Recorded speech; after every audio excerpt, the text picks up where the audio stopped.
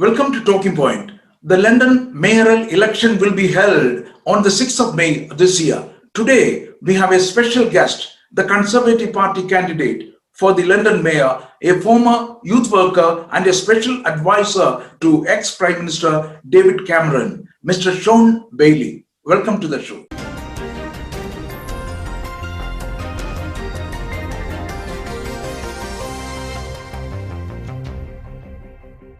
Welcome to Anand TV. Thank you for joining the program.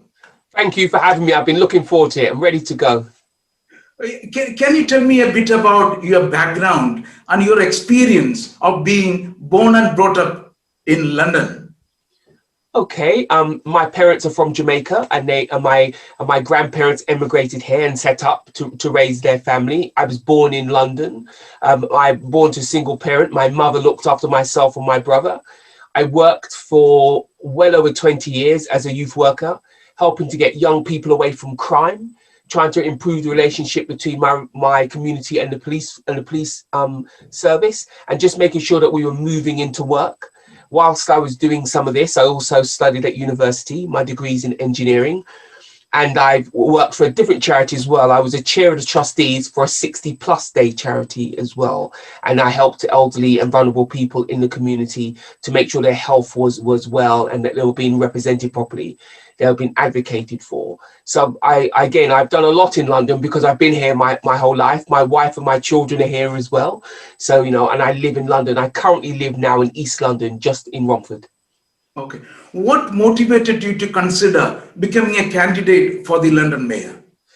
Wow. I mean, that's a big question. The answer is London needs a fresh start. So I'm already elected member of the London Assembly, and I sit in front of the mayor, Sadiq Khan, and I hear him speak all the time.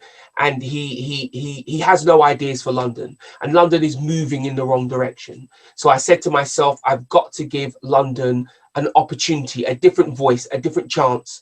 One of the things I didn't say about my background, I used to be special advisor to the Prime Minister of the country, to David Cameron, excuse me. So I have lots of experience of how you actually make progress in politics, how you put in policies that change people's lives. And I just saw Sadiq Khan wasn't doing that.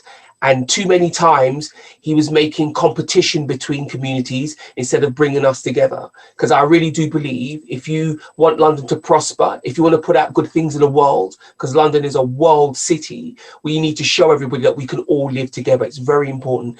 I mean, look, if you take India, the business opportunities between London and India are huge, but you can only make that happen if you're speaking, directly to the Indian community, asking them what they want, what they imagine we can do, and then how can we execute on that. All of these things I wanted to do, and I just saw that Sadiq Khan wasn't doing them. Okay. Then how can we make London a better place to live after the pandemic than it was before? Thousands of Londoners have lost their job. What is your vision to create more jobs if you win? So you're right. This is the big thing. The other thing about running for Mayor of London for me is what type of city do we want our children to inherit? I have 2 young children, 11 and 13, and I want them to grow up in a London, a prosperous London, a safe London, a fair London. So that's my vision for London. Just 2 days ago now, I released my 10-point plan to get London's economy back up and running, to open up London, to make it safe. And it's based on this: generating 900,000 jobs. I'll start an infrastructure bank with over £10 billion in it just to focus on infrastructure in London. I'll provide 8,000 extra police officers to make sure that London is a safe place for all of our families. And of course, I'll find ways to support TfL. Transport for London is very important for us. We need to be able to move around, and I'll do all of those things here in London. And again, the reasons I'm running for Mayor of London, because Sadiq Khan is just not doing these things. He's wasted 5 years now, 5 whole years, when he could have started an infrastructure bank like I'm going to do. He could have found money to give to the police to make us safe. And these are the things I'll be doing day one to make London work. That is an interesting point of view. As everyone knows, the crime rate is soaring every day in London. How are you going to tackle this situation? Look, that is the question, isn't it? So let me say 3 things about that. Firstly, number one, 8,000 extra police officers on the streets of London. Crime in London has grown under Sadiq Khan because he hasn't given it enough resources so the police can follow up. If you're a criminal and nobody chases you, you keep going, I will chase you. I will chase you and catch you. That's number one.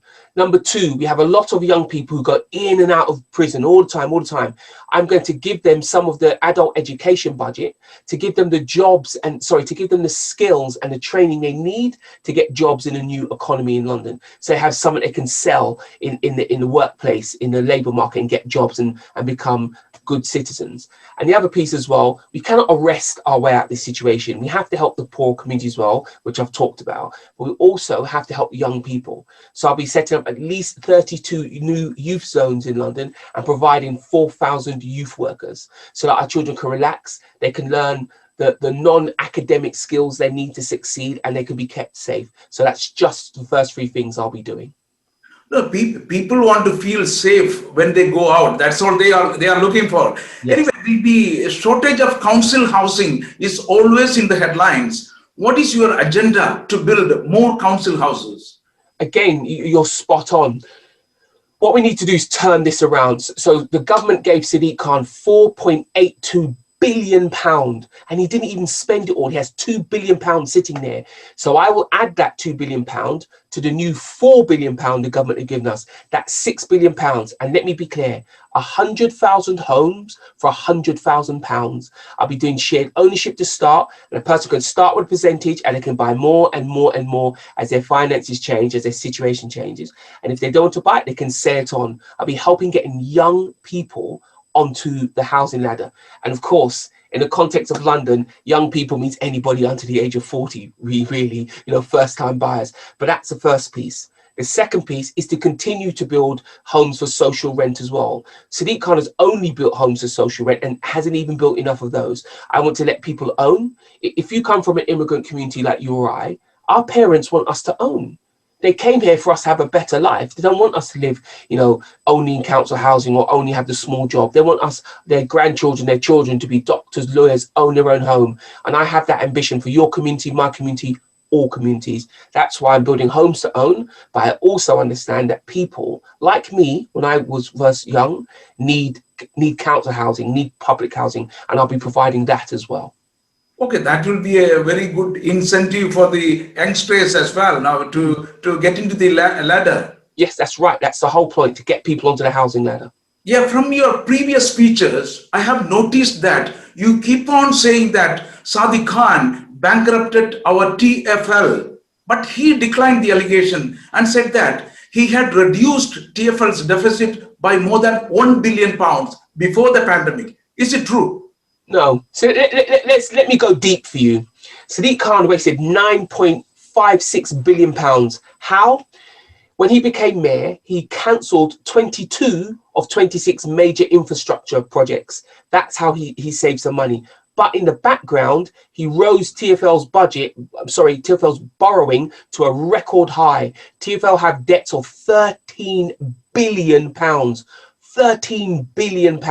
So he's been hiding that in the background, and the whole time we're paying all of this money and getting nothing for it. So he's cancelled the work and raised the borrowing. That's why I say he's bankrupted TFL. And remember this, Crossrail, the government had to bail him out. £5 billion they gave him because he didn't deliver. When Boris Johnson left City Hall, it was on time and on budget. Somehow Sadiq Khan messed it up and the government had to give £5 billion. To say he bankrupted TFL doesn't even get close. And of course, the government have now bailed him out again because of Corona. But to be clear, that's the right thing to do. And the government have said they'll cover the cost of Corona, but they won't cover the cost of Sadiq Khan. Okay. Recently, Mr. Sadiq Khan has increased the congestion charges to £15 and has extended it to 7-day charging period and the ultra low emission charges to outer London. Motorists are furious and believe that it is very unfair. If you win, are you going to revoke this decision?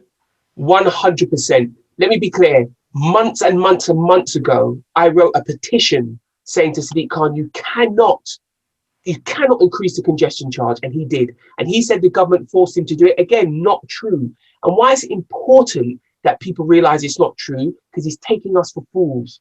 He's taking advantage of us. What the government said was, you need to come with proposals to save money in London and raise money in London. The first they heard about it is when he put it in the newspaper that he's raising the charge. The reason I will turn it back, because I think it's killing business in London. It's absolutely killing business in London. People can't make deliveries. People can't pop to the shop. And it's doing the reverse. It's killing business. And it doesn't need to be 7 days a week. This is terrible. It doesn't need to be 7 days a week. On Sunday and Saturday, that's very out of order. So I'll be changing it back. And that's for the ultra low emission zone. I will not be extending it. And here's why. If you want to clean up the air in London, you shouldn't attack people's wallet. You should attack the source of the bad air quality, which is buses and taxis. So what I'm going to do, I'm going to make the entire bus fleet green, low emissions, zero emissions, by 2025, because that's the equivalent of taking more than 1 million cars from the roads of London. That's what you should be doing. I'll be getting cab drivers. We have 23,000 black cabs in London. I'll be getting those cab drivers an interest-free loan to help them take up the ownership of the new cleaner cab more quickly. This is the way to make better air in London, not to charge people for Sadiq Khan's failures. No, if you revoke it, the people of London will certainly appreciate it. Yes, and it will be revoked on day one. The traffic in London roads is becoming severe. At the same time, instead of widening the roads, more space is taken for cycle lanes. What is your view on this? This is why. So we have a thing called low traffic neighborhoods. And I put up another petition, which 60,000 people signed to say, stop this. I said, we must stop these low traffic neighborhoods. We should only put them in where the local people want them. We need proper consultation. So I will bring a stop to them, because stopping the traffic moving around in London causes poor air quality and huge amounts of traffic jams. That's the first thing. If we want people to not use cars in London, then they have to have a better alternative. That's why I'll be starting an infrastructure bank to make sure that TfL has money to invest in improvements. And that's why I'll be doing lots around car clubs and also night delivery, taking some of the traffic off the road in the day, in the night, only in places where it's appropriate, so that we can move around in London. Being able to move around in London is very important for people and also for our economy. Lots of my community people are working in the NHS as doctors and nurses. They have played a pivotal role to save the nation from this pandemic. What is your thought on these frontline workers? I mean, the first thing to say is thank you. You know, my own mother works in a GP surgery, so I've been hearing the stories very every day about how overwhelming it is, how many people are coming. So thank you to doctors and nurses who are doing that. And of course, I used to sit on the board of a hospital, so I know how these work.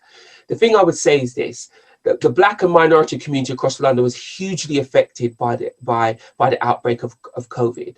And I think it led to a lot of lessons that will need to be learned about how we protect our own health personally and the health that we ask to happen in our communities, so we go beyond that. And I think the fact that we have lots of doctors, particularly in the Indian community, gives us a really good chance to learn those messages and for those messages to be put out in the community. And I'd also say as well, let's remind people, let's encourage people to take the vaccination. Because if we don't take the vaccination, it'll be our communities that will be wiped out in any additional breakout. So it's very important that we take that vaccine. But I will say a big thank you to all the doctors and nurses out there. My mother tells me every day how hard her own doctor's working, again, because she works in GP surgery. So I know what's going on. More investment is inevitable to accelerate more employment and business opportunities in London. How will you attract more investment to our city? There's three things I'd say. Number one, I will have a deputy mayor for international business, and myself and the deputy mayor will be going around the world, drumming up business for London, attracting people to come here. It's why I said that the Indian community in particular can be very useful here. India's economy is growing. It's an enormous economy, and we have so many good Indian businessmen right here in London. So let's use that connection. Let's match London's money and all the financing skills we have with business opportunity, not only in India, but in Europe and in the rest of the world. Let's get it done. That's the first piece. The second piece is as well, with my infrastructure bank, £10.6 billion and my 100,000 homes for £100,000, an additional £6 billion, I expect to generate somewhere in the region of 74,000 jobs. And then on top of that, all my other economic activity will bring us up to about 94,000 new jobs. You know, and that is the way that we'll get London up. We have to make sure that the whole world knows that we are open for business, we are commercial, we are ready for innovation, and this is the best place to start and grow a business. And my job as London Mayor, along with my Deputy Mayor for International Business, that will be our jobs, to bang the drum for London, to make sure we attract more money and more business. This certainly will benefit the unemployed, of course. Yes, of course. It's about, when I say business, there's two things I mean. One is business, but the other is employment. People need jobs so they can look after their families.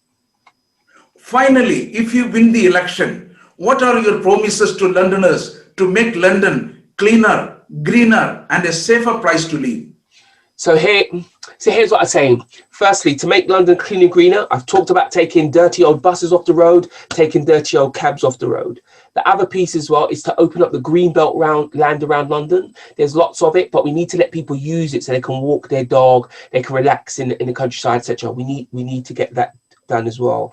There's other things I want to do with planning permission, to look at how we get new boilers in, because as we bring car emissions down, old boilers become the most polluting thing. We need to change those as well. We do lots of things to keep our parks clean and open so families, etc., can use them. And all of these steps are how we get London to be cleaner and greener. But the key thing to me, and it goes back to a question that you asked, is what do we do about our health? And I think getting an active London, a walking London, a London that's more aware of the health challenges our community faces, high blood pressure, heart disease, diabetes, these are the things that in our community. I'll be running a health project so that we are aware of the traps and that we can look after ourselves. Because this is my plan, to make London cleaner, greener, fairer, and more affordable.